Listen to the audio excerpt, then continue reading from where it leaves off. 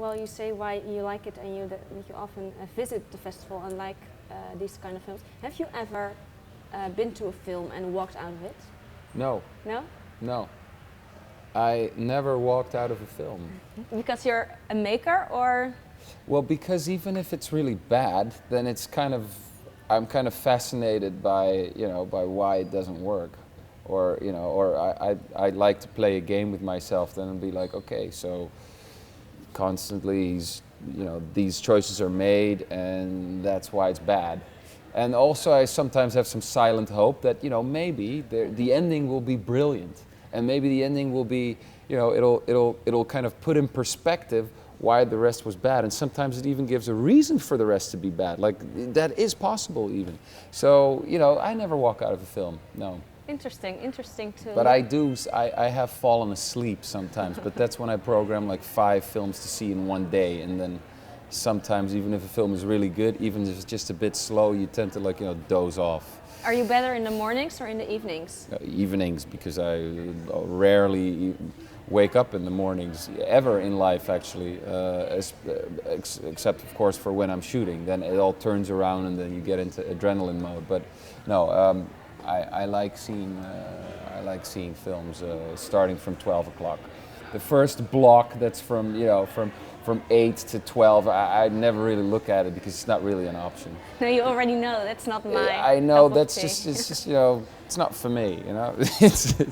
The thing is, the festival is also really nice because you get to meet all these people of this little fascinating little film world, which is the same everywhere because I travel to other festivals as well, and you always meet the same group of people. It's like a club, and there's a lot of drinking involved and stuff. So that's also another reason why the morning block is just it doesn't really exist. No, is it because you had your premiere last night here? Yeah. And it's your 6th feature film. Yeah. Is it the same excitement, even if it's positive or negative, when the premiere starts, or is it different every time with every film? It's still the same excitement. There's something about the IFFR that there's just I call it the miracle of the IFFR really.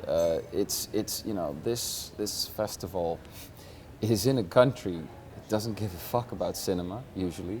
I mean, far less than a lot of other countries.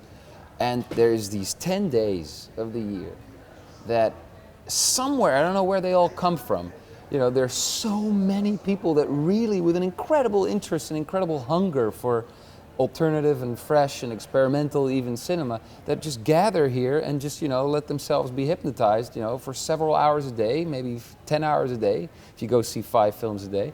And there's this incredible hunger, suddenly, which we somehow in the Netherlands, in our whole Calvinistic mindset somewhere still kind of repress or something. Like we're not that open for all these, for that many experiences, or we don't have time for it. I don't know what it is. But yeah, so being here during that week, that there's always this excitement. Of course, for me as a filmmaker, it is completely different whether I've already had my world premiere in Toronto or in Cannes, and then I come here, at the end of the ride. Then it's different for me because I already know, I've already experienced showing the film. But in this case, with Full Contact, it was like that. I've been with the film in Toronto, Tokyo, and Chicago, and now it's here, and so I already. I've already known what the film. I already know what the film does, kind of. But this time, it was very nice because the nice thing about this film for me is that it's such an abstract film, and it's such a puzzle of the mind that kind of every time I see it, even though I made it, I myself come up with a different interpretation of it. I experience it in a different way, and that's very nice. So this is a film particularly that I really like to see myself, once every few months. Interesting. It's very interesting, and it's especially because you say the abstract part of it, which I agree, but it's also very it's very now. It's I think yesterday or the day before that Dutch government decided to participate in the bombings in Syria. Yeah. And what does that kind of news do to you? How do you respond to that? How do you say that? How do you respond to that? I think, oh well, that's good for my film. No, really. I mean, I follow the world news very closely, but I'm not very politically opinionated. Also, my film is not a politically. There's no political moral that much in my film. What I try to do is I try to look at contemporary things to give people a sense of urgency about the film. But the film is really about something that's quite existential, something that that is about the act of killing, about alienation, about something much broader than this one narrowly framed political subject of drone warfare, or what's happening in Iraq or Yemen or now Syria. What I'm interested in is that we as a modern society are more and more interacting with the world and mostly with each other through screens. Mm-hmm. And a drone pilot who even kills through screens and experiences like the most intense thing that you can probably imagine in his life, which is like, taking the life of others, that he's experiencing that in a virtual way through a screen where he himself is invincible. And that's my fascination. And that completely relates, for me at least, to how we all live more and more on our phones, more and more sending lots of messages to many people on Facebook. How we, our reality, our consciousness is becoming more and more indirect. We don't touch it with the earth, and that's what Full Contact is a study about. So, the subject, the political landscape that this is happening, is only an excuse to talk about this much more broad phenomenon. And when is it that this phenomenon, which you mentioned, when do you think you can capture it as a film? You think this is going to be the film? As soon as I read about it, as soon as I think I was presenting one of my last films in Cannes in 2010. It was called Are You There? And it was about a gamer. And I was there and I was reading something in the newspaper, and this was 2010, so that's just where there was kind of a public awareness starting about this drone program, about this new way of warfare. And I read about it, and for me it was immediately completely obvious that this was a really interesting approach to talking about virtuality and about alienation. And is it because you made 6 films and you're young? Kind of young, but still, what's your ambition? Is it to get better yourself every time, or is the ambition the stories to be told? Both. I couldn't place one above. Well, of course the essence is that you want to convey something, and I wouldn't say stories, because I'm not a very, if you watch my films, it's not like, oh, that's a great story or something. If I would want to do an exercise to tell the best possible or the most, complicated or most, if it was really like, wow, a fascinating story, I would do something like The Unusual Suspects or something like that, like plot, wow, that's amazing, that plot. I don't really care about plot. I don't really care about story that much. I care about these things that I sense in the world that I live in, and to express them somehow. And I think a lot of times they should be expressed more like in a dreamlike structure, like in a, like a real stream of consciousness. And that not the story is in the way of the dreamlike state, which is like the pure emotional and philosophical core. So I'm not obsessed about being a better and better storyteller. what I'm obsessed about is, you know, continuing living my life and you know, sensing things because I think I have a healthy interest in the world, and to become a better and better filmmaker, and to, you know, express these things that I feel that I want to talk about at any given moment in my life. Stories wasn't the good word. I agree. Sorry for that. No, it's nice to, you know, to explain. Because I saw somewhere that you wrote that you want to capture the zeitgeist, and you mentioned it also. Do you have instruments how to do that, how to capture it? Because if you want to capture it, you also have to look advanced, look in the future, and to get it out of the air and make it concrete. How do you do that?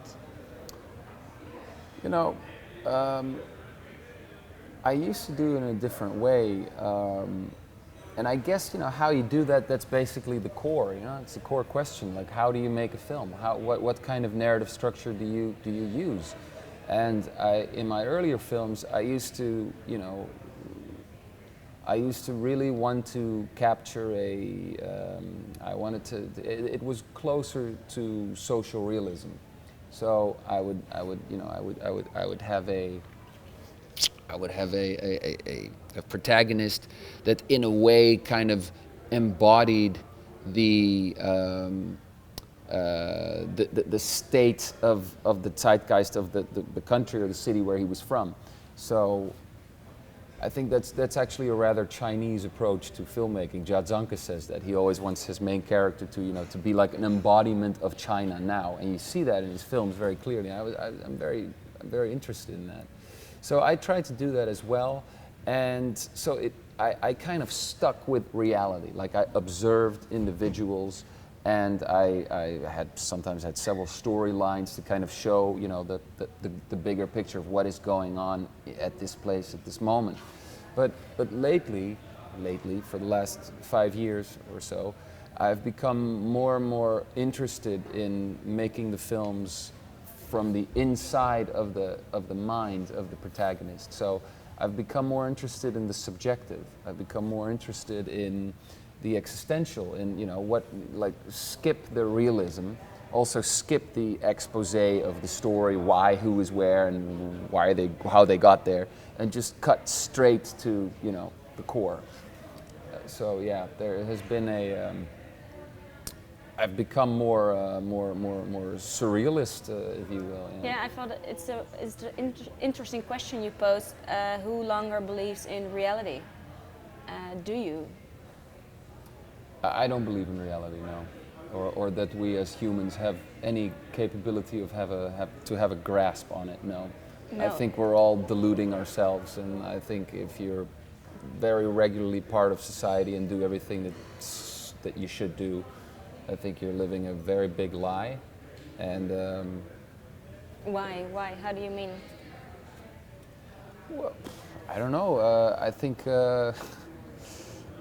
I you know, in a way, I believe in the Matrix. You know, and I believe that we are you know, conditioned to socially conditioned to have certain expectations and to have certain goals for certain reasons. And I think it's all, you know, one of the big breakthroughs that I had in my understanding about that was I read a book called The Denial of Death by Ernest Becker. And this book is basically, it explains how everything that we've been taught and everything that we, through Freud and all the social psychoanalysts, it kind of explores why people are willing to participate in a war, you know, and ideology, and even consumerism is wild ideology as well. And you know, it's all to kind of psychologically arm ourselves against the notion that basically we're insignificant and we're all going to die. It's probably not going to be pleasant either. So, you know, we're all trying to, like, you know, shield ourselves, you know, from that awareness. And we're all trying to tell ourselves a story in which we are somehow the hero. So I think we've constructed a fine system, and, you know, like, you can either get rich, or you can, you know, or you you know, you are good at a job, or somehow you acquire some kind of status, which is like your immortality project, and you know, but it's all fiction. Yeah. You know, that's what I mean. You know, I mean it's all fiction. You know, somebody can think, especially here around in Holland, a lot of people think they're very sober and very, you know, oh, don't, but it's still fiction. You know, that's what I mean. And is it because sometimes, because it's interesting what you say, the denial of death, and that you that work and everything can help you stop thinking about it and think that you live your life. But if you sometimes I even think it's a very silly example, but if you walk the streets and it's very windy and you feel the wind, and that makes you feel that you're alive. So you would think, and that's what I thought that was interesting in your film, that in the end it's the main character and only nature, and it's the only thing left. So that could be the counterweight towards it, maybe. Yeah. I don't know what I can say about that more, but yeah, I mean, yeah, I agree. Well, I mean, yeah, there's also no one way for nature, and nature is completely savage. It's not like there's a big comfort in nature or anything. No, it's horrible. But yeah, I mean, there is a certain, you know,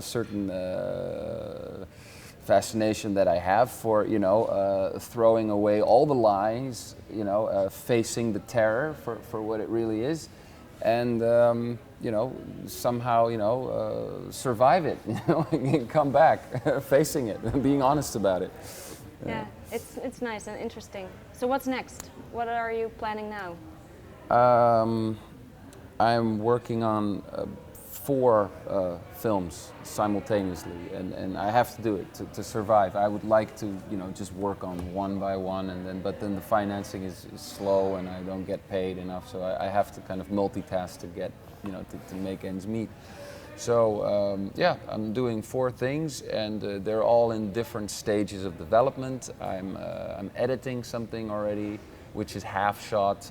Another thing is I've been working for a long time about a vampire project, which isn't really a vampire project. It turns out to be kind of a game of super rich that are a group of young super rich kids all driving Lamborghinis in Dubai. And one day after another night of excessive partying, they wake up with fangs. They all have fangs in their mouth, and they don't know why, and also they don't know what's real or how come or how it happened. They're trying to figure it out, and I won't say anything more about it than that. But yeah, so it's kind already very excited. It sounds amazing. Thanks. Yeah, well, we're trying to get it financed somehow, but this is something I could only do if I get, you know, an even bigger budget than last time. So the financing would be complicated, and we've been working on that for years and years, and every time it's postponed or delayed. So that's one thing, but I think, you know, if you want to really keep busy as a filmmaker, what you have to do is you have to work on these big steps to make a bigger film, but if you only do that, you know, you're going to get rusty in the meantime, because you know, it takes too long. So you have to have like an array of projects, and what I do is I find great liberty in doing projects that are with no or very little money. So I usually make a film for, you know, for the money that they give to me just for writing it or something, and then I make the whole film. And that way, you know, you keep growing, and you keep getting your exercise, and it's still very time consuming. If you make a film with almost no money, there is great liberty in it, because nobody's going to tell you how to do it, or nobody's going to. But the thing is that it's, you know, you're going to do it. You're going to have to wait for a lot of services because you can't pay people properly, and the development and to piece it all together, it's still the same job. So it takes month and month to edit, maybe half a year. So in the end, you end up with films that are just as important to you as a big film. So yeah, like that. It's sometimes even these very small, loose projects, they turn out to be the best films. In my list of films that I've done, the names that are like the titles were Beat was, of course, was my very first film that we did that way. Here in Rotterdam, we shot it with a group of friends out of the academy while we're still going to the academy.